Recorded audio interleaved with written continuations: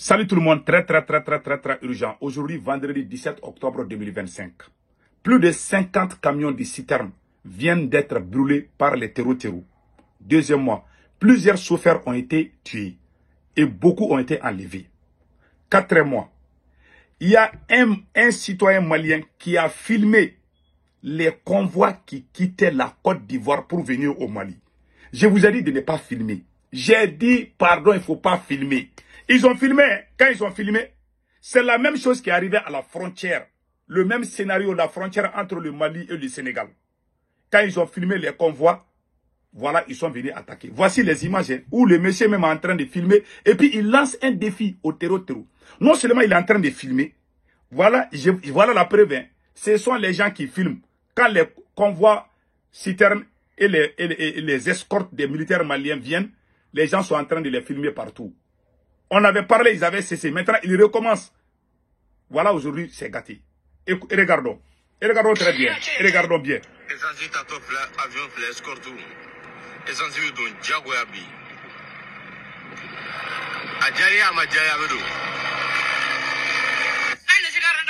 Voilà. Vous avez vu? Vous avez vu l'hélicoptère là? Ce sont les gens qui ont filmé les convois. Le monsieur qui parle, normalement, on doit l'arrêter. On a dit arrêtez de filmer les convois. Vous avez mis la vie des chauffeurs en danger. Et la plupart des chauffeurs sont des chauffeurs ivoiriens. Parce que beaucoup de Maliens ne veulent plus faire ces choses-là. Voilà, 50 citernes viennent d'être brûlées. Un voyou et les a filmés. Même quand les citernes rentrent à Bamako là. Vous avez vu comment ils ont filmé et vous avez vu comment les terreaux ont attaqué. Et regardez comment les terreaux ont attaqué. Quand ils ont filmé là, les terreaux sont rentrés en action directement. Regardons.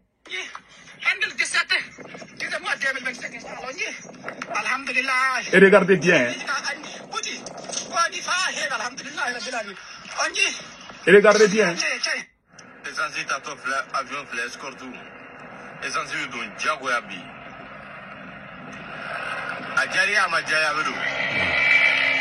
La personne qui a filmé l'hélicoptère là, il parle Bambara.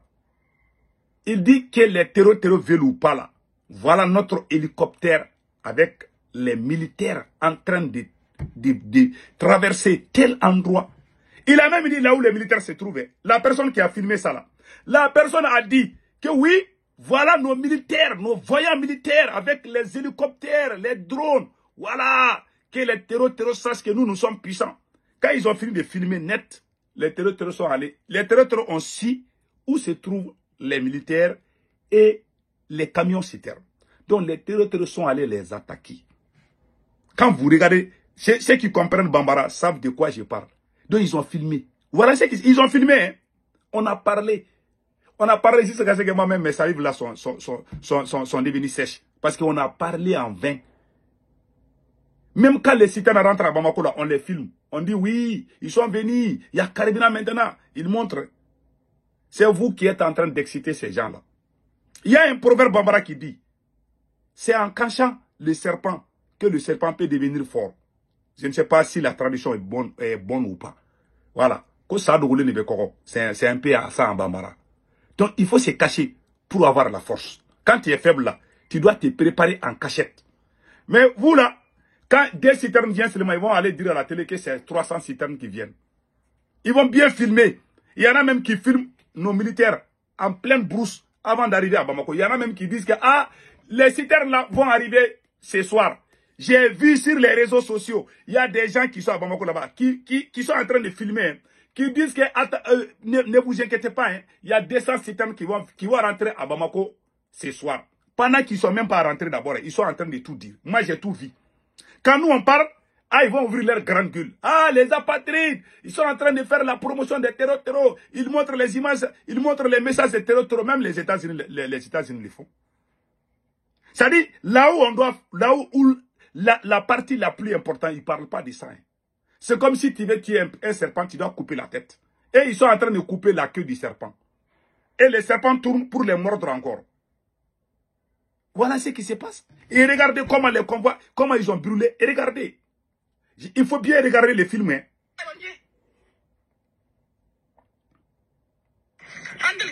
Et regardez bien.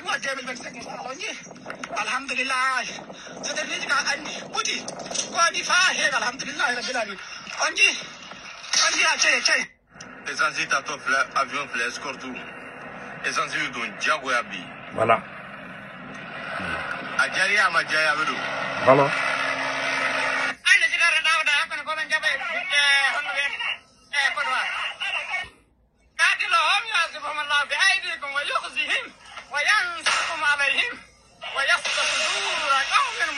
Voilà les citernes brûlées.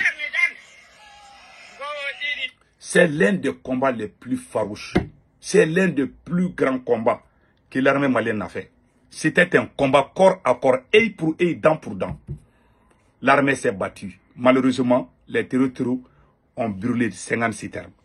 Il y avait des avions, il y avait des militaires. Mais malheureusement, les terroristes ont pris beaucoup de citernes. Mais on peut dire bravo à l'armée malienne. Vous êtes des hommes, nous sommes des cœurs avec vous. Mais la réalité, c'est ça. Ils ont brûlé 50 citernes. Beaucoup de nos soldats, on ne sait même pas où ils se trouvent. Voilà. Les hélicoptères, là, ont disparu tout d'un coup. Il y avait les hélicos, hein. Il y avait les hélicoptères, il y avait des drones même qui accompagnaient. Mais quand ces terroristes-là, je ne sais pas, ils ont utilisé quels moyens. Ces terroristes-là que vous voyez sur les motos-là, ils sont aidés par les puissances étrangères. Je vous ai dit. Au lieu d'unir le peuple malien, le vrai problème aujourd'hui, c'est quoi? Il y a une division au sein de l'armée malienne. Comment les gens peuvent, les petits là, peuvent aller couper les routes comme ça, là, avec les motos? C'est vrai, il y a les grandes puissances qui sont derrière eux. Ça a toujours été comme ça. Mais quand on était unis, quand le ministre de la Défense faisait son travail, on n'avait pas ces problèmes. Aujourd'hui, beaucoup de chauffeurs ont été pris par les terroristes. Plusieurs chauffeurs ont été tués aujourd'hui. Les images là, on ne peut même pas regarder.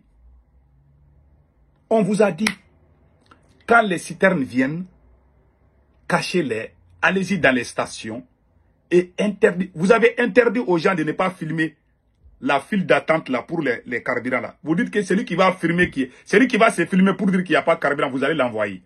Mais celui qui va filmer nos soldats pour mettre leur vie en danger, vous ne les arrêtez pas. Et vous dites que vous êtes là pour le pays. Il y a des voyous qui filment nos soldats, même en pleine forêt. Il y a des Maliens, c'est là même qui sont en train de filmer nos soldats là. C'est eux qui sont les complices des terroristes. Ce sont eux qui sont en train de donner la position de nos soldats, de nos convois au terroristes. Vous avez vu vos propres yeux, ce que je vous ai montré. Un hélicoptère accompagnait les citernes. Il y a des gens qui sont venus les filmer. Il y a des gens même qui disent que ah, les citernes là, ils sont dans tel endroit là, ça va arriver à Bamako ce soir. Alors qu'à 20 km de Bamako, les terroristes sont déjà partout. Et vous êtes en train d'annoncer que quelque chose va arriver à Bamako. Ce n'est même pas encore arrivé, vous êtes en train de le faire. Et vous dites que nous sommes dans la révolution. Voilà des gens Mais c'est pas possible. Bon, ma conclusion est très simple. Ma conclusion est très simple. Je vous laisse écouter d'abord ces vocales. On va traduire et après je vais tirer. La conclusion est très simple. Tant qu'Assimi Goïta est président, le Mali ne l'annule pas. Je conseille les militaires, unissez-vous et chassez Assimi Goïta. Il ne trouvera jamais la solution. Assimi Goïta empêche le ministre de la Défense de faire son travail. Combien de fois je vous ai dit ça? C'est Assimi lui-même et sa maîtresse et son oncle et général Yamoussa Kamara qui sont en train de diriger l'armée malienne. Les officiers pro-français. Tous les russophones, les officiers russophones, les officiers les plus populaires de l'armée malienne ont tous été écartés. Et puis il y a des gens aussi qui disent qu'Assimi était un révolutionnaire. Tous les officiers révolutionnaires, les officiers qui ont libéré, Assimi n'a jamais libéré une seule ville dans sa vie. Le bataillon de Assimi Goïta n'a jamais libéré Assimi Goïta en tête. Assimi n'a jamais libéré même 1 mètre carré du Mali. Mais les officiers valeureux, comme Abbas Dambélé, comme Nema Sangara, qui ont livré des villes aux mains des terroristes, sont aujourd'hui en prison. Ces voyous, ces vagabonds a pris le pouvoir, il est en train de faire du mal aux 10 fils. Voilà, il y a problème. On a des armements, hein. La plupart des armements sont à Bamako. Il refuse parce qu'il a peur. Son marabout dit que s'il envoie beaucoup d'armes lourdes au front là, que c'est pas bon. Maintenant, écoutons notre frère ici.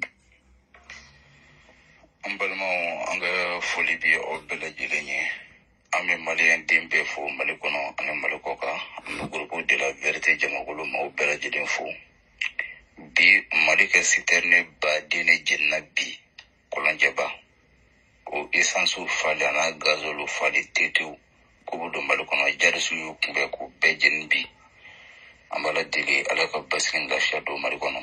Amina. Vraiment maliyɛn sɛgɛnna, jamana fana sɛgɛnna. Ale ye min fɔ Mali sɔrɔsi ɲɛna ani Mali population ɲɛna. Wala an ka wuli ka fara ɲɔgɔn kan an ka Assimi Goïta dégager. Assimi Goïta tɛ solution ye Mali ma. Bɛɛ de tɔɔrɔ la. Ni kɛra bi. Il dit que beaucoup de citernes ont été brûlés. Il dit que le conseil que lui donne aux citoyens maliens et aux militaires maliens, unissons-nous et chassez Assimi Goïta. Il n'est pas la solution. Il n'a pas de solution. Le 17, 10e mois 2025, midi wati, kana fo 13h, fo jumaseli wati, hal 600 obala. Citerne tasmo fan befe. Jalizuga marafa manga beka kashi dron. Ko aran forum kan abo Bamako kata oronna. Olu fana essayer to lokuna. Assimi Goïta fana ko avion wuli. Otara avion na san, ko avion fana carburant fana bana. Bon. Donc voilà, en quelque sorte, il y a problème de carburant, d'autres parlent des problèmes de carburant des avions, d'autres parlent d'autres choses. Voilà ce qui se passe au pays. Donc, que Dieu protège le Mali. Je soutiens toujours l'armée malienne. Que Dieu vous bénisse. Vous avez fait un travail remarquable, mais malheureusement, voilà ce qui s'est passé. Le vrai problème du Mali aujourd'hui, c'est Assimi Goïta. Il a créé la division au sein de l'armée malienne. Si on était unis, on n'allait pas avoir ces problèmes. Plus on est unis, plus on est fort. Plus on est divisé, plus on est faible. Voilà un exemple. Quand on était unis, le M5 a acheté des armes pour donner à Assimi Goïta. Nous, on a fait le combat contre... Nous, les gens du M5, nous avons combattu Ibeka parce que les camps étaient... On brûlait les camps militaires. Nous étions fâchés. Nous nous sommes battus pour les militaires. Nous, les gens du M5, nous nous sommes battus pour les militaires. Et quelques militaires vagabonds viennent prendre des pouvoirs et puis travailler, faire pire que même les politiciens. Aller faire des trafics d'or. Oublier leurs camarades militaires. Et puis combattre les vrais militaires aussi. Même les politiciens n'ont pas fait ça. Assimi Goïta est l'ennemi numéro 1 de l'armée malienne aujourd'hui. Parce que les militaires les plus populaires aujourd'hui sont en prison. Voilà, il y a problème, il y aura problème. Depuis qu'Assimi Goïta a arrêté Nema et Abbas là, tout est gâté. Tant qu'Assimi n'est pas dégagé, il n'y aura jamais la solution. En bon entendeur, salut.